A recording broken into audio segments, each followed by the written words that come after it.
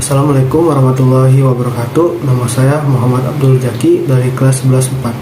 Saya akan menjelaskan tentang laporan mengenai Syarikat Islam. Syarikat Islam atau SI adalah salah satu organisasi yang memiliki pengaruh besar dalam sejarah pergerakan kemerdekaan Indonesia.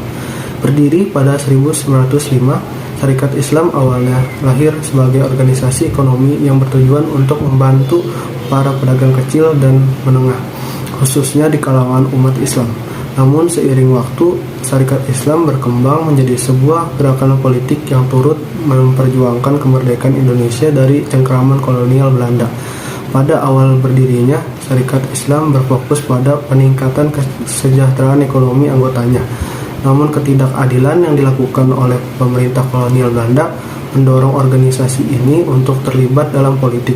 Organisasi ini memperjuangkan hak-hak rakyat Indonesia dan menentang kebijakan-kebijakan yang dianggap menindas. Haji Agus Salim, seorang intelektual dan ulama, adalah salah satu tokoh penting dalam sejarah Syarikat Islam. Dengan pemikirannya yang progresif, Agus Salim membantu mengarahkan organisasi ini agar lebih terlibat dalam perjuangan politik.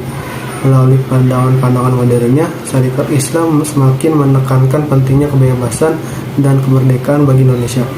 Selain itu, organisasi ini berhasil membangun jaringan yang kuat di kalangan petani, pekerja, dan pedagang. Mereka mengangkat suara kelompok yang merasa terpinggirkan oleh sistem kolonial yang menindas.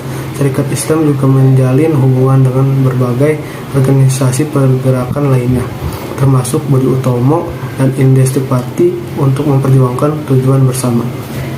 Pada awal abad ke-20, Syarikat Islam menjadi bagian dari gerakan nasional yang lebih besar, yang berfokus pada pemberontakan terhadap penjajahan Belanda.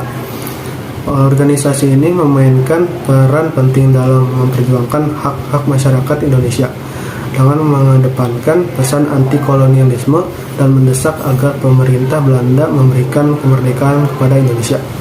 Namun perjalanan Syarikat Islam tidak selalu mulus. Organisasi ini sempat terpecah menjadi dua kelompok besar, yaitu kelompok moderat yang dipimpin oleh Haji Agus Salim dan kelompok yang lebih radikal di bawah pemimpin Cipto Mangunkusumo. Perpecahan ini mencerminkan adanya perbedaan pandangan mengenai bagaimana strategi yang tepat untuk mencapai kemerdekaan. Walaupun Syarikat Islam dibubarkan oleh pemerintah kolonial Belanda pada tahun 1921, warisan perjuangannya tetap hidup dalam memori sejarah Indonesia.